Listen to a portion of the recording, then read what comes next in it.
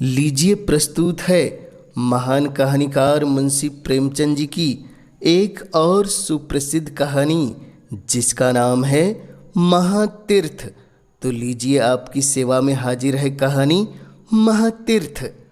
मुंशी इंद्रमणि की आमदनी कम थी और खर्च ज़्यादा। अपने बच्चे के लिए दाई का खर्च नहीं उठा सकते थे, लेकिन एक तो बच्चे की सेवा की फिक्र और दूसरे अपने बराबर वाले से हेटे बनकर रहने का अपमान इस खर्च को सहने पर मजबूर करता था। बच्चा दाई को बहुत चाहता था, हरदम उसके गले का हार बना रहता था, इसलिए दाई और भी जरूरी मालूम होती थी। पर शायद सबसे बड़ा कारण यह था कि वह मुरव्वत के वश दाई को जवाब देने का साहस नहीं कर सकते थे। बुढ़िया उनके यहाँ 3 साल से नौकर थी। उसने उनके इकलौते लड़के का लालन पालन किया था। अपना काम बड़ी मुस्तैदी और परिश्रम से करती थी। उसे निकालने का कोई बहाना नहीं था और व्यर्थ खुच्चड़ निकालना इंद्रमणि जैसे भले आदमी के स्वभाव के विरुद्ध था। पर सुखदा इस प्रबंध में अपने पति से सहमत नहीं थी।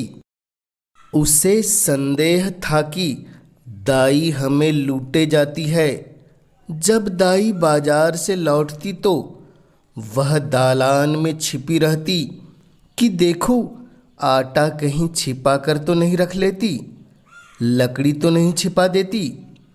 उसकी लाई हुई चीज़ों को घंटों देखती, पूछताछ करती, बार बार पूछती, इतना ही क्यों, क्या भाव है, क्या इतना महंगा हो गया।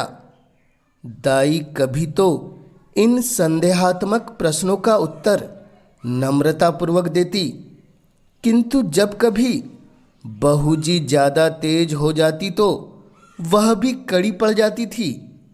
शपथ खाती, सफाई की शहादतें पेश करती, वाद विवाद में घंटों लग जाते थे। प्रायः नित्य यही दशा रहती और प्रतिदिन यह नाटक दाई के अश्रुपात के साथ समाप्त होता था। दाई का इतनी सख्तियाँ झेलकर पड़े रहना सुखदा के संदेह को और भी पुष्ट करता था। उसे कभी विश्वास नहीं होता था कि यह बुढ़िया केवल बच्चे के प्रेमवश पड़ी हुई है। वह बुढ़िया को इतनी बाल प्रेमशीला नहीं समझती थी। संयोग से एक दिन दाई को बाजार से लौटने में जरा देर हो गई। वहाँ 2 कुंजड़िनों में देवासुर संग्राम मचा था। उनका चित्रमय हाव भाव, उनका आग्नेय तर्क वितर्क, उनके कटाक्ष और व्यंग सब अनुपम थे। विष के 2 नद थे या ज्वाला के 2 पर्वत, दोनों तरफ से उमड़कर आपस में टकरा गए थे। क्या वाक्य प्रवाह था, कैसी विचित्र विवेचना, उनकी शब्द बाहुल्य, उनका मार्मिक विचारशीलता, उनके अलंकृत शब्द विन्यास और उनकी उपमाओं की नवीनता पर ऐसा कौन सा कवि है जो मुग्ध न हो जाता। उनका धैर्य, उनकी शांति विस्मयजनक थी। दर्शकों की एक खासी भीड़ थी। वह लाज को भी लज्जित करने वाले इशारे, वह अश्लील शब्द जिनसे मलिनता के भी कान खड़े होते, सहस्त्रों रसिक जनों के लिए मनोरंजन की सामग्री बने हुए थे। दाई भी खड़ी हो गई कि देखो क्या मामला है। तमाशा इतना मनोरंजक था कि उसे समय का बिल्कुल ध्यान न रहा। एकाएक जब 9 बजे की आवाज़ कान में आई तो कान चौंक पड़े और वह घर की ओर लपकी हुई चली। सुखदा भरी बैठी थी। दाई को देखते ही त्योरी बदलकर बोली, क्या बाजार में खो गई थी? दाई विनयपूर्ण भाव से बोली, एक जान पहचान की महरी से भेंट हो गई, वह बातें करने लगी। सुखदा इस जवाब से और भी चिढ़कर बोली, यहाँ दफ्तर जाने में देर हो रही है और तुम्हें सैर सपाटे की सूझती है। परंतु दाई ने इस समय दबने में ही अपनी कुशलता समझी। बच्चे को गोद में लेने चली, पर सुखदा ने झिड़क कर कहा, रहने दो, तुम्हारे बिना वह व्याकुल नहीं हुआ जाता। दाई ने इस आज्ञा का मानना आवश्यक नहीं समझा। बहू जी का क्रोध ठंडा करने के लिए इससे उपयोगी और कोई उपाय न सूझा। उसने रुद्रमणि को इशारे से अपने पास बुलाया। वह दोनों हाथ फैलाए लड़खड़ाता हुआ उसकी ओर चला। दाई ने उसे गोद में उठा लिया और दरवाजे की तरफ चली, लेकिन सुखदा बाज की तरह झपटी और रुद्र को उसकी गोद से छीनकर बोली, तुम्हारी यह धूर्तता बहुत दिनों से देख रही हूँ। यह तमाशे किसी और को दिखाओ, यहाँ जी भर गया। दाई रुद्र पर जान देती थी और समझती थी कि सुखदा इस बात को जानती है। उसकी समझ में सुखदा और उसके बीच एक ऐसा मजबूत संबंध था जिसे साधारण झटके तोड़ नहीं सकते थे। यही कारण था कि सुखदा के कटु वचनों को सुनकर भी उसे यह विश्वास न होता था कि मुझे निकालने पर प्रस्तुत है। सुखदा ने यह बातें कुछ ऐसी कठोरता से कही और रुद्र को ऐसी निर्दयता से छीन लिया कि दाई को सहन न हो सका। वह बोली, बहू जी, मुझसे कोई बड़ा अपराध तो नहीं हुआ। बहुत तो पाव घंटे भर की देर हुई होगी, इस पर आप इतना बिगड़ रही है तो साफ क्यों नहीं कह देती कि दूसरा दरवाज़ा देखो। नारायण ने पैदा किया है तो खाने को भी देगा, मजदूरी का अकाल थोड़ी ही है। सुखदा ने कहा, तो यहाँ तुम्हारी परवाह ही कौन करता है? तुम्हारी जैसी लौंडिया गली गली ठोकरे खाती फिरती है। दाई ने जवाब दिया, हाँ, नारायण आपको कुशल से रखे। लौंडिया और दाइया आपको बहुत मिलेंगी। मुझसे जो कुछ अपराध हुआ हो क्षमा कीजिएगा, मैं जाती हूँ। सुखदा बोली, जाकर मर्दाने में अपना हिसाब कर लो।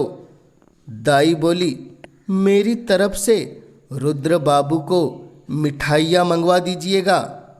इतने में इंद्रमणि भी बाहर आ गए।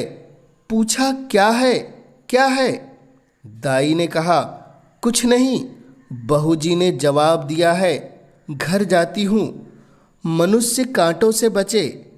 उन्हें सारे दिन एक ही जगह खड़े रहना मंजूर था, पर कांटों में पैर रखने की हिम्मत न थी। खिन्न होकर बोले, बात क्या हुई? सुखदा ने कहा, कुछ नहीं, अपनी इच्छा। जी नहीं चाहता, नहीं रखते, किसी के हाथों बिक तो नहीं गए। इंद्रमणि ने झुंझलाकर कहा, तुम्हें बैठे बैठे एक न एक खुचड़ सूझती रहती है। सुखदा ने तिनक कर कहा, हाँ, मुझे तो इसका रोग है, क्या करूँ, स्वभाव ही ऐसा है। तुम्हें यह बहुत प्यारी है तो ले जाकर गले में बांध लो, मेरे यहाँ इसकी जरूरत नहीं। दाई घर से निकली तो आंखें डबडबाई हुई थी। हृदय रुद्रमणि के लिए तड़प रहा था। जी चाहता था कि एक बार बालक को लेकर प्यार कर लूं, पर यह अभिलाषा लिए हुए ही उसे घर से निकलना पड़ा। रुद्रमणि दाई के पीछे पीछे दरवाजे तक आया, पर दाई ने जब दरवाज़ा बाहर से बंद कर दिया तो वह मचलकर जमीन पर लेट गया और अन्ना अन्ना कहकर रोने लगा। सुखदा ने चुमकारा, प्यार किया, गोद में लेने की कोशिश की, मिठाई देने का लालच दिया, मेला दिखाने का वादा किया। इससे जब काम न चला तो बंदर, सिपाही, लूलू और हव्वा की धमकी दी। पर रुद्र ने वह रौद्र रूप धारण किया कि किसी तरह चुप न हुआ। यहाँ तक कि सुखदा को क्रोध आ गया, बच्चे को वहीं छोड़ दिया और आकर घर के धंधे में लग गई। रोते रोते रुद्र का मुंह और गाल लाल हो गए, आंखें सूज गई। निदान वह वही जमीन पर सिसकते सिसकते सो गया। सुखदा ने समझा कि बच्चा थोड़ी देर में रो धोकर चुप हो जाएगा। रुद्र ने जागते ही अन्ना की रट लगाई। 3 बजे इंद्रमणि दफ्तर से आए और बच्चे की यह दशा देखी तो स्त्री की तरफ कुपित नेत्रों से देखकर उसे गोद में उठा लिया और बहलाने लगे। जब अंत में रुद्र को यह विश्वास हो गया कि दाई मिठाई लेने गई है तो उसे संतोष हुआ। परंतु शाम होते ही उसने फिर चिखना शुरू किया, अन्ना मिठाई ला। इस तरह 2-3 दिन बीत गए। रुद्र को अन्ना की रट लगाने और रोने के सिवा और कोई काम न था। वह शांत प्रकृति कुत्ता जो उसकी गोद से एक क्षण के लिए भी नहीं उतरता था, वह मौन व्रतधारी बिल्ली जिसे ताक पर देखकर वह खुशी से फूला न समाता था, वह पंखहीन चिड़िया जिस पर वह जान देता था, सब उसके चित्त से उतर गए। वह उनकी तरफ आँख उठाकर भी न देखता। अन्ना जैसी जीती जागती, प्यार करने वाली, गोद में लेकर घुमाने वाली, थपक थपक कर सुलाने वाली, गा गा कर खुश करने वाली चीज का स्थान उन निर्जीव चीजों से पूरा नहीं हो सकता था। वह अक्सर सोते सोते चौक पड़ता, अन्ना अन्ना पुकार कर हाथों से इशारा करता, मानो उसे बुला रहा है। अन्ना की खाली कोठरी में घंटों बैठे रहता। उसे आशा होती कि अन्ना यहाँ आती होगी। इस कोठरी का दरवाज़ा खुलते समय तो अन्ना अन्ना कहकर दौड़ता, समझता कि अन्ना आ गई। उसका भरा हुआ शरीर घुल गया, गुलाब जैसा चेहरा सूख गया। माँ और बाप उसकी मोहनी हंसी के लिए तरस कर रह जाते थे।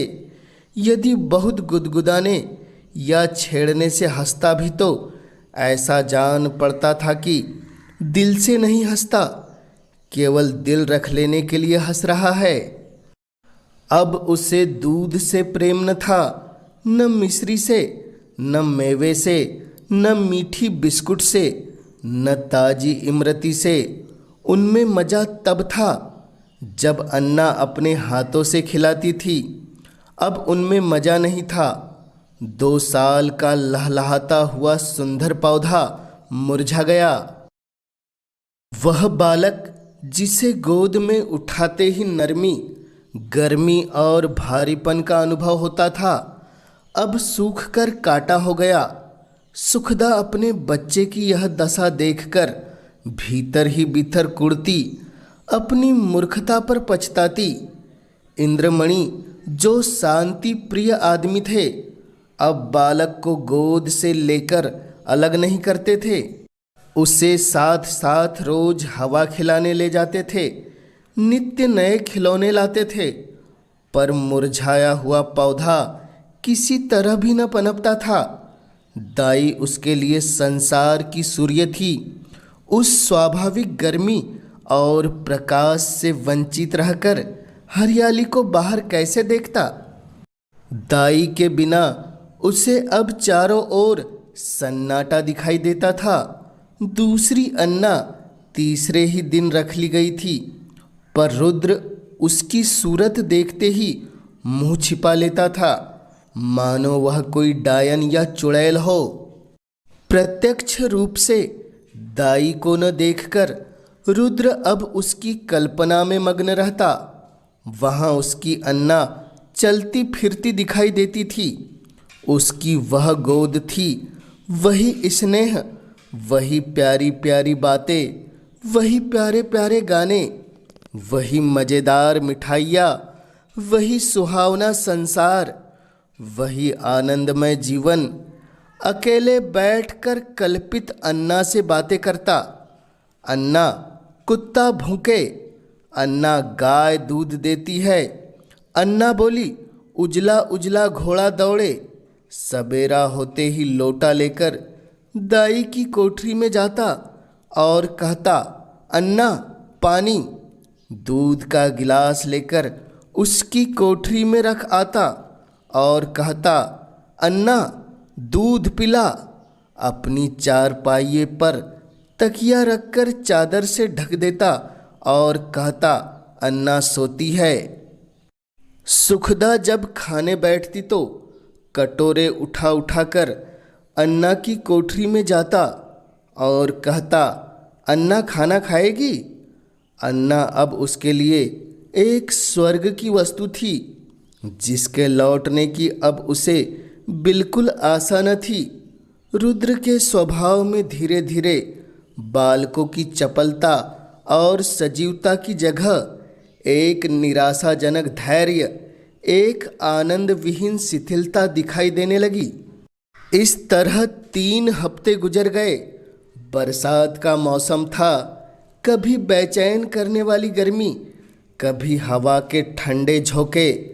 बुखार और जुकाम का जोर था। रुद्र की दुर्बलता इस ऋतु परिवर्तन को बर्दाश्त न कर सकी।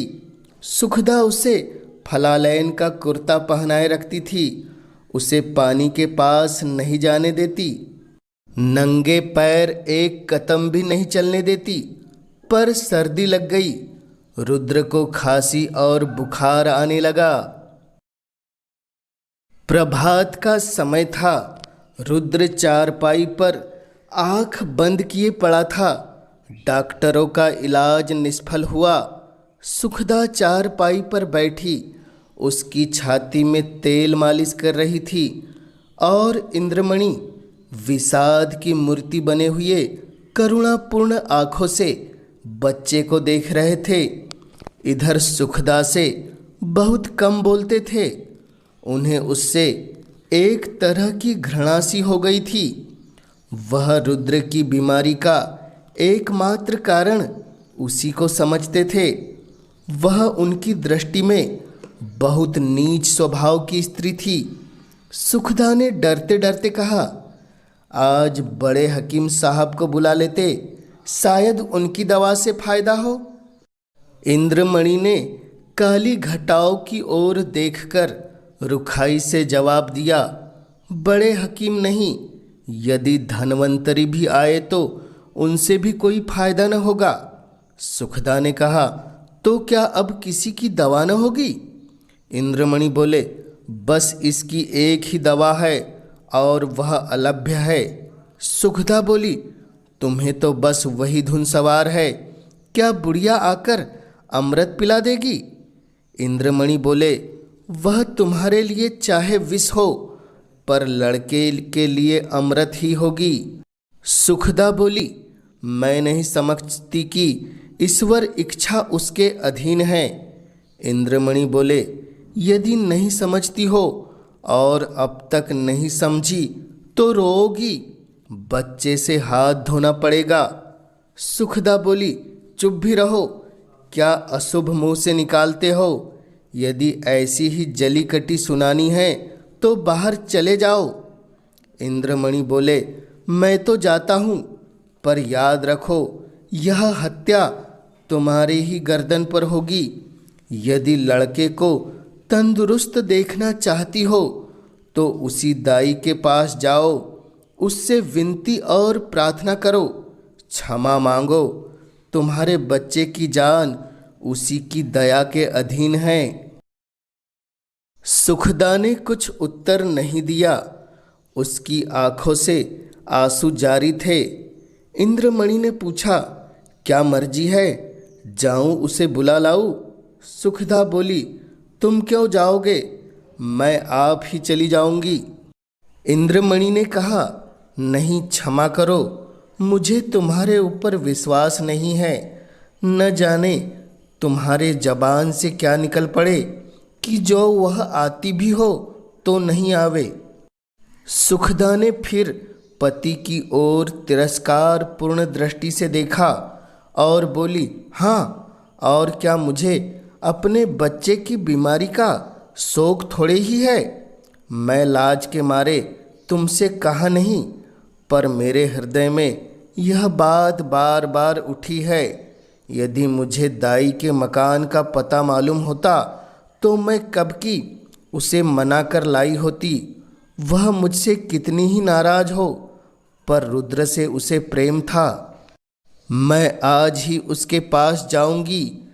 तुम विनती करने को कहते हो, मैं उसके पैरों पर पड़ जाऊंगी, उसके पैरों को आंसुओं से भिगाऊंगी और जिस तरह राजी होगी राजी करूंगी। सुखदा ने बहुत धैर्य धरकर यह बातें कही, परंतु उमड़े हुए आंसू न रुक सके। इंद्रमणि ने स्त्री की ओर सहानुभूतिपूर्वक देखा और लज्जित हो बोले, मैं तुम्हारा जाना उचित नहीं समझता, मैं खुद ही जाता हूँ। कैलासी संसार में अकेली थी। किसी समय उसका परिवार गुलाब की तरह फूला हुआ था, परंतु धीरे धीरे उसकी सब पत्तियां गिर गई। अब उसकी सब हरियाली नष्ट भ्रष्ट हो गई और अब वही एक सूखी हुई टहनी उस हरे भरे पेड़ का चिन्ह रह गई थी। परंतु रुद्र को पाकर इस सूखी हुई टहनी में जान पड़ गई थी। इससे हरी भरी पत्तियां निकल आई थी। वह जीवन जो अब तक नीरस और शुष्क था, अब सरस और सजीव हो गया था। अंधेरे जंगल में भटके हुए पथिक को प्रकाश की झलक आने लगी। अब उसका जीवन निरर्थक नहीं बल्कि सार्थक हो गया था। कैलासी रुद्र की भोली भाली बातों पर न्यौछावर हो गई, पर अपना स्नेह सुखदा से छिपाती थी, इसलिए कि माँ के हृदय में द्वेष न हो। वह रुद्र के लिए माँ से छिपकर मिठाइयाँ लाती और उसे खिलाकर प्रसन्न होती। वह दिन में 2-3 बार उसे उबटन मलती कि बच्चा खूब पुष्ट हो। वह दूसरों के सामने उसे कोई चीज नहीं खिलाती कि उसे नजर लग जाएगी। सदा वह दूसरों के बच्चों के अल्पाहार का रोना रोया करती। उसे बुरी नज़र से बचाने के लिए ताबीज और गंडे लाती रहती। यह उसका विशुद्ध प्रेम था, उसमें स्वार्थ की गंध भी न थी।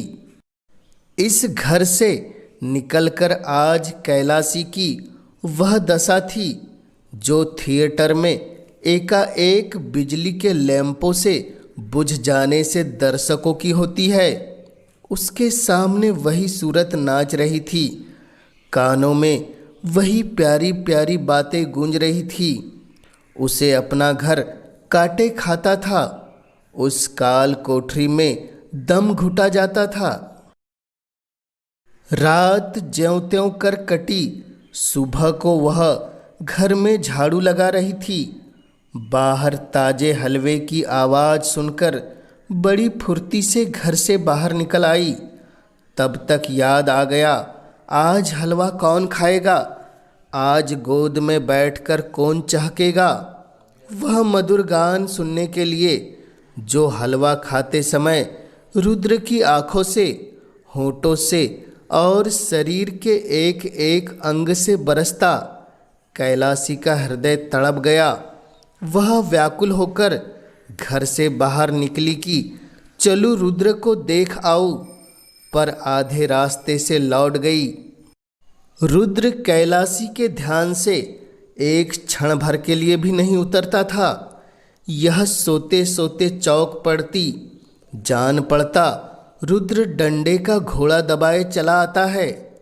पड़ोसियों के पास जाती तो रुद्र की ही चर्चा करती।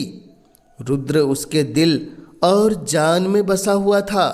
सुखदा के कठोर पूर्ण कुव्यवहार का उसके हृदय में ध्यान नहीं था। वह रोज इरादा करती कि आज रुद्र को देखने चलूंगी। उसके लिए बाजार से मिठाइयाँ और खिलौने लाती। घर से चलती पर रास्ते से लौट आती। कभी 2-4 कदम से आगे नहीं बढ़ा जाता। कौन मुंह लेकर जाऊं? जो प्रेम को धूर्तता समझता हो उसे कौन सा मुंह दिखाऊं? कभी सोचती यदि रुद्र मुझे न पहचान पाए तो बच्चे के प्रेम का ठिकाना ही क्या, नई दाई से हिलमिल गया होगा। यह ख्याल उसके पैरों पर जंजीर का काम किए जाता था। इस तरह 2 हफ्ते बीत गए। कैलाशी की जी उछटा रहा जैसे उसे कोई लंबी यात्रा करनी हो। घर की चीज़ें जहाँ की तहाँ पड़ी रहती। न खाने की सुधि थी न कपड़े की। रात दिन रुद्र का ही ध्यान। संयोग से इन्हीं दिनों बद्रीनाथ की यात्रा का समय आ गया। मोहल्ले के कुछ लोग यात्रा की तैयारियां करने लगे। कैलाशी की दशा इस समय उस पालतू चिड़िया जैसी थी जो पिंजड़े से निकलकर फिर किसी कोने की खोज में हो। उसे विस्मृति का यह अच्छा अवसर मिल गया। यात्रा के लिए तैयार हो गई। आसमान पर काली घटाएं छाई हुई थी और हल्की हल्की फुहारें पड़ रही थी। दिल्ली स्टेशन पर यात्रियों की भीड़ थी।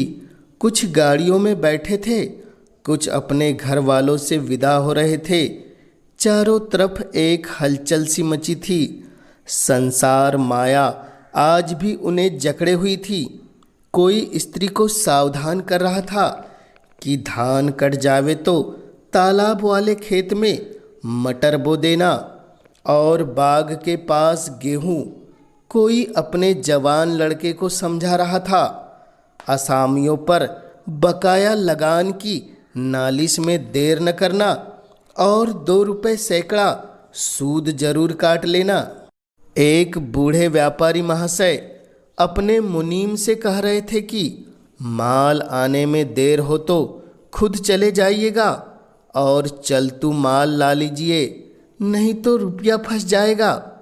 पर कोई कोई ऐसे श्रद्धालु मनुष्य भी थे जो धर्ममग्न दिखाई देते थे। वे या तो चुपचाप आसमान की ओर निहार रहे थे या माला फेरने में तल्लीन थे। कैलाशी भी एक गाड़ी में बैठी सोच रही थी, इन भले आदमियों को अब भी संसार की चिंता नहीं छोड़ती। वही बनीज व्यापार लेन देन की चर्चा। रुद्र इस समय यहाँ होता तो बहुत रोता, मेरी गोद से कभी न उतरता। लौटकर उसे अवश्य देखने जाऊंगी। या ईश्वर किसी तरह गाड़ी चले। गर्मी के मारे जी व्याकुल हो रहा है। इतनी घटा उमड़ी हुई है किंतु बरसने का नाम नहीं लेती। मालूम नहीं यह रेल वाले क्यों देर कर रहे हैं। झूठ मूठ इधर उधर दौड़ते फिरते हैं। यह नहीं कि झटपट गाड़ी खोल दे, यात्रियों की जान में जान आए। एकाएक उसने इंद्रमणि को बाइसिकल लिए प्लेटफार्म पर आते देखा। उसका चेहरा उतरा हुआ और कपड़े पसीने से तर थे। वह गाड़ियों में झांकने लगे। कैलाशी केवल यह जताने के लिए कि मैं भी यात्रा करने जा रही हूँ, गाड़ी से बाहर निकल आई और इंद्रमणि उसे देखते ही लपक कर करीब आ गए और बोले, क्यों कैलाशी, तुम भी यात्रा को चली? कैलाशी ने सगर्व दीनता से उत्तर दिया, हाँ, यह क्या करूं? जिंदगी का कोई ठिकाना नहीं। मालूम नहीं कब आंखें बंद हो जाए। परमात्मा के यहाँ मुंह दिखाने का भी तो कोई उपाय होना चाहिए। रुद्र बाबू अच्छी तरह है ना? इंद्रमणि, अब तो जा रही हो, रुद्र का हाल पूछकर क्या करोगी? उसे आशीर्वाद देती रहना। कैलाशी की छाती धड़कने लगी। घबरा कर बोली, उनका जी अच्छा नहीं है क्या? इंद्रमणि बोले, वह तो उसी दिन से बीमार है जिस दिन तुम वहाँ से निकली। 2 हफ्ते तक अन्ना अन्ना की रट लगाई। अब 1 हफ्ते से खांसी और बुखार में पड़ा है। सारी दवाइयाँ करके हार गया, कुछ फायदा न हुआ। मैंने सोचा था कि चलकर तुम्हारी अनुनय विनय करके लिवा लाऊंगा। क्या जाने तुम्हें देखकर उसकी तबीयत संभल जाए। पर तुम्हारे घर पर गया तो मालूम हुआ कि तुम यात्रा करने जा रही हो। अब किस मुंह से चलने को कहूँ? तुम्हारे साथ सलूक ही कौन सा अच्छा किया था जो इतना साहस करूँ। फिर पुण्य कार्य में विघ्न डालने का डर है। जाओ, उसका ईश्वर मालिक है। आयु शेष है तो बच ही जाएगा, अन्यथा ईश्वर की गति में किसी का क्या वश। कैलाशी की आंखों के सामने अंधेरा छा गया। सामने की चीजें तैरती हुई मालूम होने लगी। हृदय भावी अशुभ की आशंका से दहल गया। हृदय से निकल पड़ा, या ईश्वर, मेरे रुद्र का बाल बाका न हो। प्रेम से गला भर आया। विचार किया, मैं कैसी कठोर हृदया हूँ। प्यारा बच्चा रो रो कर हलाकान हो गया और मैं उसे देखने तक नहीं गई। सुखदा का स्वभाव अच्छा नहीं, न सही, किंतु रुद्र ने मेरा क्या बिगाड़ा था कि मैं माँ का बदला बेटे से लिया। ईश्वर मेरा अपराध क्षमा करे। प्यारा रुद्र मेरे लिए हुड़क रहा है। इस ख्याल से कैलाशी का कलेजा मसोस उठा और आंखों से आंसू बह निकले। मुझे क्या मालूम था कि उसे मुझसे इतना प्रेम है। नहीं मालूम बच्चे की क्या दशा है। भयातुर हो बोली, दूध तो पीते हैं ना? इंद्रमणि बोला, तुम दूध पीने की कहती हो? उसने 2 दिन से आंखें नहीं खोली। कैलाशी बोली, या मेरे परमात्मा, अरे कुली कुली, बेटा आकर मेरा सामान गाड़ी से उतार दे। अब मुझे तीरथ जाना नहीं सूझता। हाँ बेटा, जल्दी कर। बाबूजी देखो, कोई एक्का हो तो ठीक से कर लो। एक्का रवाना हुआ। सामने सड़क पर बग्गियाँ खड़ी थी। घोड़ा धीरे धीरे चल रहा था। कैलाशी बार बार झुंझलाती थी और एक्कावान से कहती थी, बेटा जल्दी कर, मैं तुझे कुछ ज़्यादा दे दूंगी। रास्ते में मुसाफिरों की भीड़ देखकर उसे क्रोध आता था। उसका जी चाहता था कि घोड़े पर लग जाते, लेकिन इंद्रमणि का मकान करीब आ गया तो कैलाशी का हृदय उछलने लगा। बार बार हृदय से रुद्र के लिए शुभ आशीर्वाद निकलने लगे। ईश्वर करे सब कुशल मंगल हो। एक्का इंद्रमणि की गली की ओर मुड़ा। अकस्मात कैलाशी के कान में रोने की ध्वनि पड़ी। कलेजा मुंह को आ गया, सिर में चक्कर आ गया। मालूम हुआ नदी में डूबी जाती हूँ।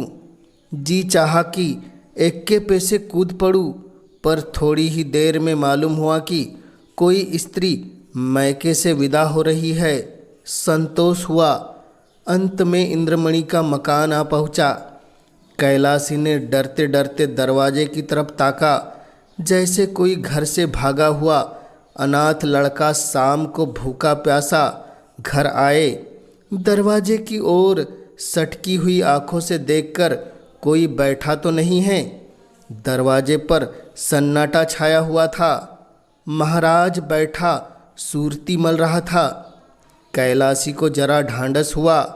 घर में बैठी तो नई दाई पुलटिस पका रही है। हृदय में बल का संचार हुआ।